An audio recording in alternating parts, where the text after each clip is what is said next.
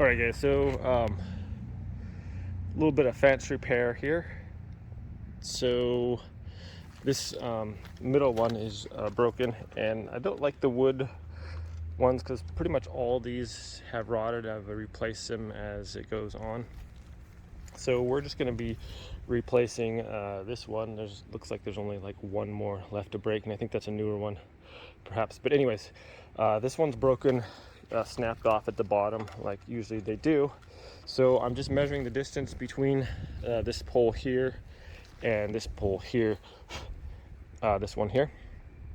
Basically it's about 15 feet, and so I'm going to put two of these galvanized poles in. They're 8-footers, and I'm just going to space it. So I divided the 15 feet span by 3. That gives us 5 foot each, and I cleared out the rocks there.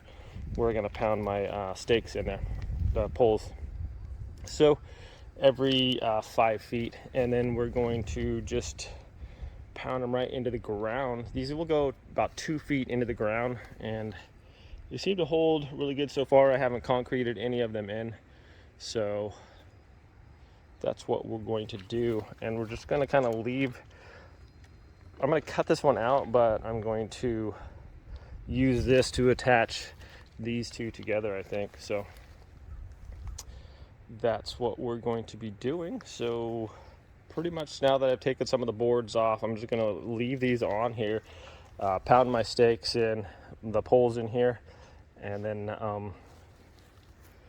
get them going there. So yeah, let's do that.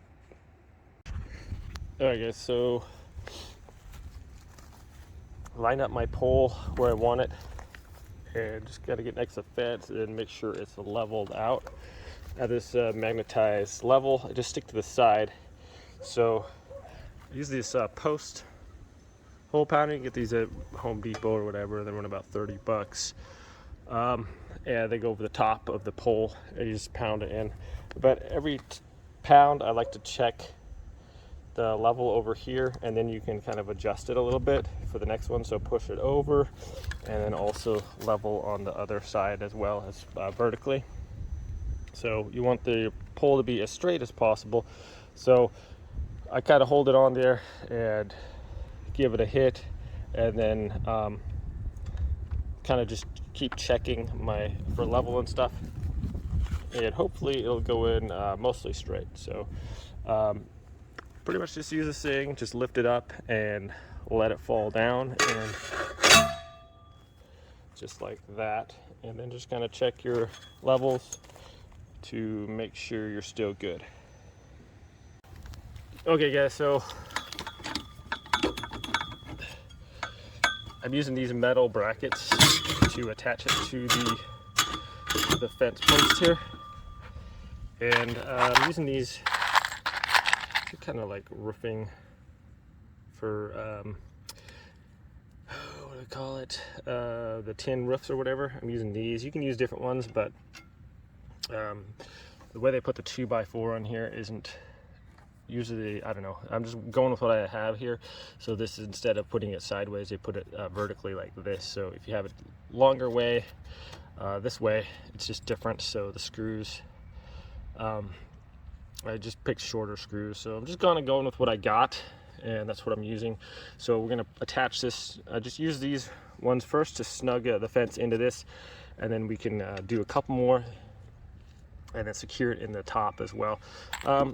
These 2x4s they're still good. They're pressure treated, and still got some bite to them. If they're rotten, you have to replace all that. So these ones are still decent. If you get good pressure treated, they can last a long time. Just not in the ground with the dirt and the earwigs and junk, they'll rot out. So that's why I use the galvanized poles. So we got this in there.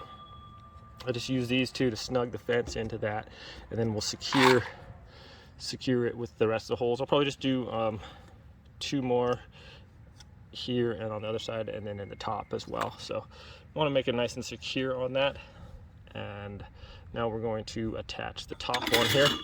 If you can't slip this on over the top of the pole, you could just take these one of the sides off and then put it on there. So same thing with this one. We're just going to get it up there like that. Use our screws to snug that in there real close. And then you can tighten these down and make sure that it's gonna not move around a lot. So that's what we're doing. Pretty easy so far.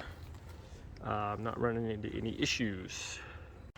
All right, guys, one thing I forgot to mention when you're using this, make sure use hearing protection. Obviously, this is super loud when you're hitting this up and down. And when you get your fence post in, it's gonna wanna pull that way just a hair. So instead of making it perfectly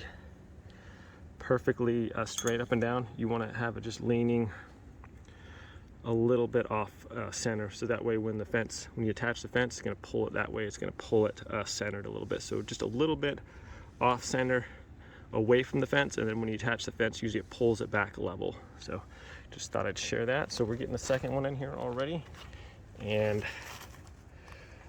these are 8-foot poles. Usually I go about 2 feet into the ground, no concrete or anything, and so far they're holding up really well.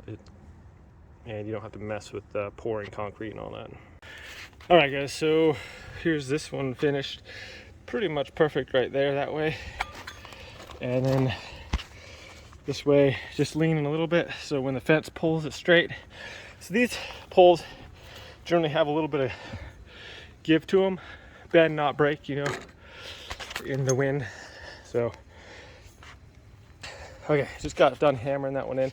And you just got to keep checking your level, and if it's going one way, just kind of pull it a little bit, maybe put a little pressure on it with your knee or something while you're hammering it down there, and just kind of keep checking your level, make sure it's good going in. And then height wise, I was a little higher. This is with these two where I'm hiding behind the fence, I guess. So level wise, now we're just going to attach our brackets, and then we're going to deal with this right here, the center post. I don't like the way that the 2x4s were held on there, so going to change that up a little bit. Probably cut this post out and use it as a centerpiece for these 2x4s to hold them together there. So, alrighty, let's keep rolling. Okay, we have our 2 fence posts in, but we have this middle one here, and even though that seems pretty strong, it's gonna blow in the wind, but it's not gonna break or anything. That's pretty good. But this is kind of a weak point here. Those screws are all nasty or rusted. So what I'm gonna do, use my saw there. I'm gonna cut this 4x4 out, and I'm gonna rip it in half with my table saw, and I'm gonna use that to put in between these two, because the wood's still good in here, it's just rotten down there. So I'm going to cut it off, rip it in half, and use it as a go-between between these two to reinforce these. Just screw them together, and then that will make this part nice and strong without, because this is kind of a weak point here, and I just want to run a 2x4 along the edge of that. So I'm going to cut the screws here, and then we're going to cut this 4x4 out, rip it in half, and use it to be our go-between between these two parts here. So that's the plan, guys. Let's do it. All right, guys, so I got the 2x4 or the 4x4 out of there. I'm going to cut off the ends, make it 4 feet long, and then I'm going to rip it in half so it's like a 2x4. And then we're going to attach these together using that. That'll make it nice and strong, and that's the next step. Okay, so next step is just going to rip this in half, and obviously if you don't want to use that, you can just go grab a couple of pressure treated 2x4s or one from the Home Depot or whatever. Got them 8-footer, cut it in half, you got your 2 4-foot lengths. I'm just using this because I don't want to go to Home Depot and grab one, and this is handy, and I can just rip it in half with my table saw. So these are actually not 4x4s, they're 3.5 by 3.5, so halfway is 1 3/4. So I'll set my table saw at 1 3/4. I'm going to hold it against the fence right there. I'm going to rip it in half, and that'll give us our 2 4-foot 2x4s, and we'll go from there. Make sure you wear hearing protection and eye protection and all that good stuff, guys. So don't take any chances, always be safe. Okay, as you can see, that wood is still really good inside. So there we go, we got our two 2x4s. So the blade wasn't high enough to go through, so one pass you're gonna get most of it. I'm just gonna flip it over and go through the other side. Pretty easy. I'm sure if you guys know how to use a table saw, it's not a problem. And like I said, if you don't have a table saw or whatever, something to rip it with, just grab a 2x4 from Home Depot, get an 8-footer, cut it in half, and ready to go. So I got two 4-foot lengths here, and we're gonna attach these to our gap in the fence there. And I'm gonna go get some quick grips real quick. Okay, so just using these quick grips, just gonna hold these together.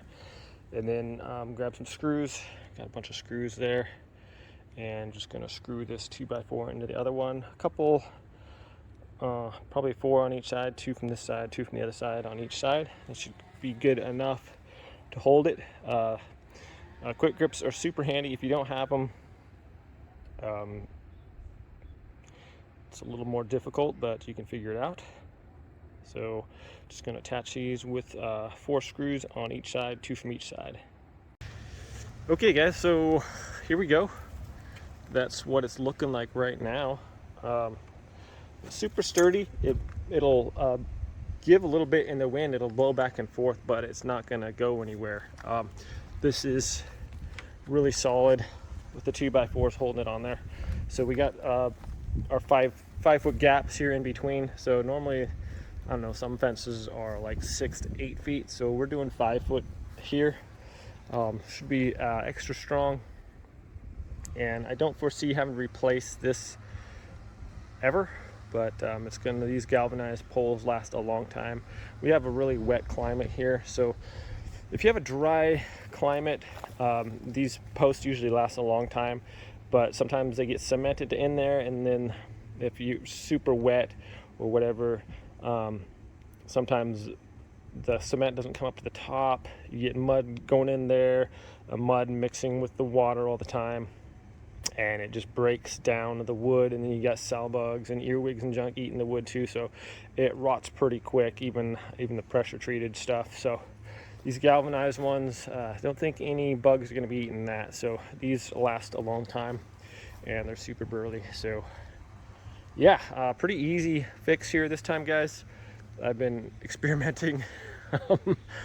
Each one is a little different, and this way seems to be one of the better ways. Now I'm just gonna run a line across the top here, so these are level, hopefully, and put up my fence boards, and I'm gonna screw them in instead of nails because screws are easier to remove if you need to replace the fence. So I'm just partial to screws. They're a little bit more expensive, but in the long run I think they're better because you can remove them without tearing up your wood too much. So screw these on and we're good to go. Okay guys, I strung a string across the top of the nearest board over to the other one, so we make our boards flush with that, and we're gonna have a straight line across there. And also I'm using the weathered part. You can see where there was the gap here, and I'm using that as a guideline for where I'm putting my boards back, right in between the weathered parts there, and that's going to give me the spacing that I had. That's the nice part about reusing the wood here. I could put a block of wood here also, but I think I'm just going to leave it. I have enough gap here. Maybe I can just screw it in there, or if in a pinch, actually putting a 2x4 up in there would strengthen it. Let me see if I have one. Okay, so with this, I like to get my top lined up first, put one screw in, and then that's where you want it to be, and then get the bottom one right where you need it, and then screw that one in. So that way, if you put 2 up at the top first, then you're not going to be able to get your bottom level. So get the top one in where it's supposed to be at, adjust the bottom one to the gaps where you want it, and then secure that, and the one in the top, one in the bottom. Then you can go ahead and put 2 in the top, 2 in the bottom if you want. I'm putting 2 in the top, 1 in the bottom. Okay guys, so that is it. We're done. About the only thing that I would do differently if I had a 2x4 is where that gap was, where the old post was, and there was you could put a 2x4 vertically up between those two, and I didn't have one, so I just went ahead and put this in there. But that would have been the icing on the cake. As it is, there it is, my friends. It's gonna blow. It's gonna have a little bit of a wobble to it, but this is super sturdy. And 2 feet down into the ground here, we got some pretty hard soil here. So in this area, just doesn't need any concrete. And I haven't had any issues with it. I've been doing this for a while. As the other ones would rot out, I've been replacing them with metal. So as you can see, most of them have been replaced. And there's just one more actually on this side that hasn't been replaced. So this seems to be the best way to do it. Just get rid of that metal, that post in the middle. Where this one was is probably concreted in.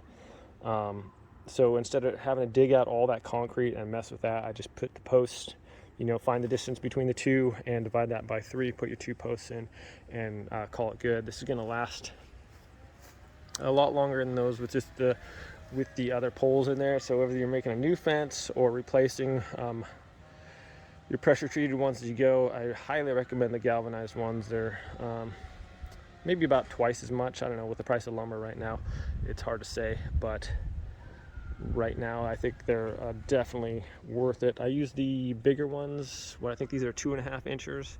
You can get like 1 3/4 ones too, but I like the little bit bigger ones, the more sturdy.